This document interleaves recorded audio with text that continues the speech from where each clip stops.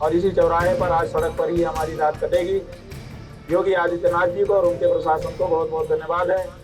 योगी सरकार और कन्नौज प्रशासन का धन्यवाद।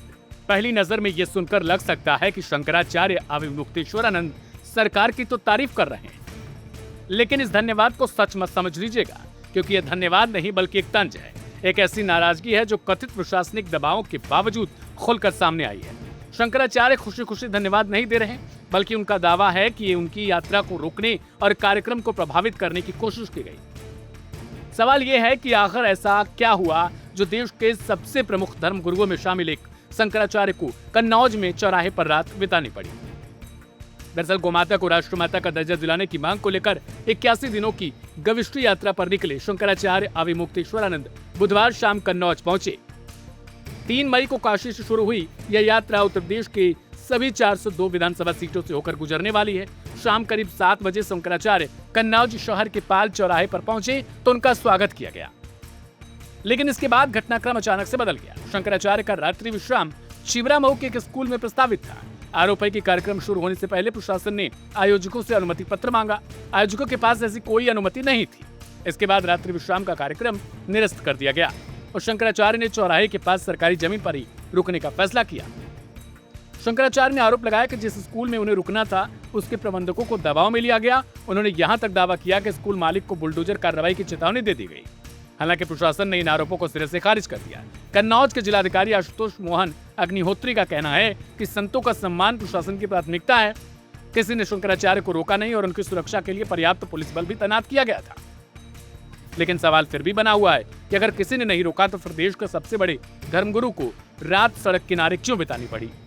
ये यहाँ बंद खड़े थे, इन्होंने बताया कि हम लोग बहुत परेशान हैं, जहाँ आपकी व्यवस्था की गई है वहाँ तो डरा ही दिया, उनको तो परेशान कर ही दिया। स्वयं एसडीएम का 3-4 बार फोन गया कि सोच लो, तो फिर वो बेचारा व्यापारी आदमी है डर गया।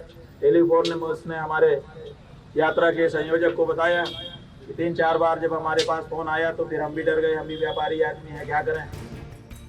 पाल चौराहे पर देर रात एक अलग ही दृश्य दिखाई दिया। सड़क किनारे खाली पड़ी जमीन पर टेंट लगाया गया। भीषण गर्मी के बीच शुरू में बिजली कूलर की व्यवस्था भी नहीं थी। सेवादार हाथ वाले पंखों से शंकराचार्य को हवा करते दिखाई दिए। बाद में कूलर और लाइट का इंतजाम किया गया। सुरक्षा के लिए पूरी रात पुलिस बल भी तैनात रही। यह दृश्य अब राजनीतिक और सामाजिक बहस का एक हिस्सा बन चुका है। इस पूरे मामले में राजनीति भी खुलकर दिखाई दी। शंकराचार्य के पहुंचने पर समाजवादी पार्टी के नेताओं ने उनका स्वागत किया। वहीं अपने संबोधन में शंकराचार्य ने भाजपा सरकार पर निशाना साधते हुए कहा कि उत्तर प्रदेश में 9 साल से सरकार होने के बावजूद गाय को राष्ट्रमाता का दर्जा नहीं मिल पाया। उन्होंने कहा कि गाय की पूजा करने वाले और गाय की हत्या करने वाले एक साथ नहीं हो सकते। उन्होंने यहाँ तक कहा कि आने वाले चुनाव में जनता इसका जवाब दे सकती है। ये कन्नौज में पहली बार हो रहा है, हो सकता है इसलिए यहाँ पे ज्यादा कड़ाई की जा रही हो, क्योंकि ये अखिलेश यादव का क्षेत्र है, इसलिए यहाँ पे सबक सिखाना चाहते हैं। भैया अखिलेश यादव को सबक सिखाओ, हमें किस बात का सबक सिखा रहे हो। आपके पॉलिटिकल राइवल वो हैं, हम तो है नहीं, और हम तो बिल्कुल निष्क्रिय हैं। अभी हमारी यात्रा में समाजवादी पार्टी के ज्यादा लोग सम्मिलित हो रहे हैं, जगह जगह स्वागत कर रहे हैं, हम देख रहे हैं। लाल टोपी से और ये चेक वाले गमछे से, इससे पता चल जाता है कि कौन सफाई है कौन नहीं है, अंदाजा लग जाता है। उधर जिस आशा पब्लिक स्कूल में शंकराचार्य को रुकना था, उसके संचालक मिलन दीक्षित का भी बयान सामने आया। उन्होंने कहा प्रशासन ने कार्यक्रम की अनुमति के बारे में पूछा था और उन्हें जानकारी ही नहीं थी कि किसी धर्मगुरु के ठहरने के लिए भी अनुमति की आवश्यकता पड़ सकती है।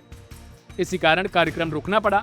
उन्होंने इसे अपना दुर्भाग्य बताया कि शंकराचार्य का रात्रि विश्राम अपने यहाँ नहीं करा सके।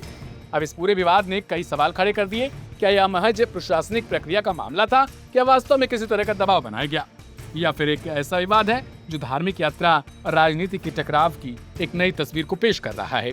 फिलहाल आरोप और सफाई दोनों सामने हैं, लेकिन कन्नौज का वह चौराहा अब एक बड़े राजनीतिक और धार्मिक विवाद का केंद्र जरूर बन गया। धर्म को साधन समझते हैं और एक साध्य समझते हैं। जो साध्य समझते हैं वो सोचते हैं कि हमको तो भगवान ही मिल जाए और कुछ नहीं चाहिए, लेकिन बाकी जो लोग हैं जो साधन समझते हैं वो धर्म का उपयोग अपनी लौकिक आकांक्षाओं की पूर्ति के लिए करते हैं। तो ये तो सदा से रहे हैं, लेकिन बलाबल चलता रहता है। इन्हीं से बचने के लिए तो जो सत्पुरुष हैं उनको प्रयत्न करना पड़ता है। हाँ, वो कुंभ को एक अलग ही रूप दे रहे थे वो लोग। अब उनका क्या हो रहा है, अब उनके बारे में क्या फीडबैक है, कुछ पता नहीं चलता है। वो केवल रील बनाने के लिए आए थे, और जो रील बनाने वाले लोग थे उनको कुंभ में केवल वही दिखाई दे रहे थे। हमने उस समय कहा था कि भैया और भी तो सिद्ध संत आए हुए हैं। हाँ, वो लोग आपको नहीं दिखते। बोलते हैं उनके लिए टीआरपी नहीं है, हमको तो टीआरपी चाहिए। हाँ जी, आचार्य धीरेन्द्र शास्त्री जी इस समय बद्रीनाथ जी में तपस्या कर रहे हैं, जैसा कि प्रेस के माध्यम से पता चला है। अभी उन्होंने ये कहा है कि 27 तारीख को हम भी गौ माता को राष्ट्र माता बनाने के लिए कुछ आयोजन करेंगे। तो गौ माता, राष्ट्र माता की जो आवाज है वो बढ़ रही है, अब उसमें वो भी सम्मिलित हुए हैं, खुशी की बात।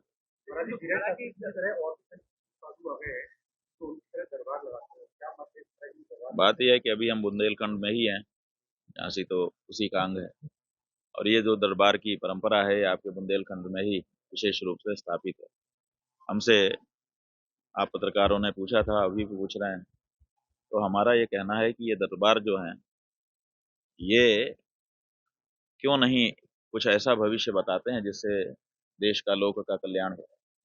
धीरेन्द्र शास्त्री जी ने स्वयं, हमने वीडियो देखा था, कहा था कि राज्य देश का रक्षा मंत्रालय हमसे संपर्क करे, हम उसको बताएंगे कि ये आपदा आने वाली है।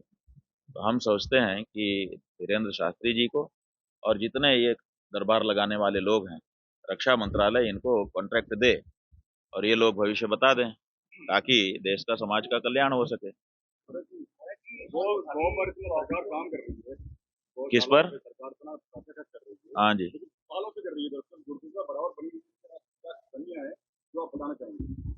देखिए बात यह है कि 2000 करोड़ इस बार बजट में निकाला उन्होंने कि गायों के लिए हम 2000 करोड़ निकाल रहे हैं। सुनने की कितना अच्छा लगा जब उनके पशुपालन मंत्री आए और उन्होंने कैमरे के सामने कहा कि हम तो 12 लाख गायों के लिए आश्रय स्थल बना करके काम कर रहे हैं।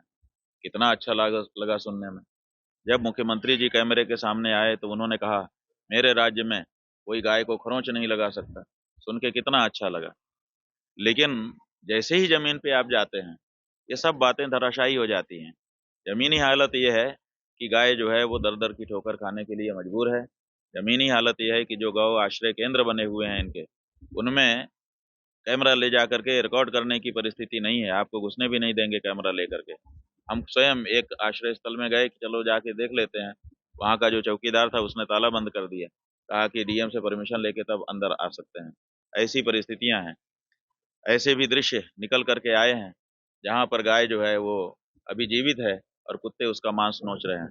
तो इससे विभत्स स्थिति और क्या हो सकती है।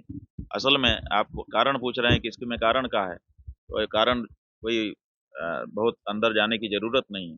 कारण है भ्रष्टाचार। खजाने से पैसा निकलता है योजना के नाम पर और वो भ्रष्टाचार की भेंट चढ़ जाता है।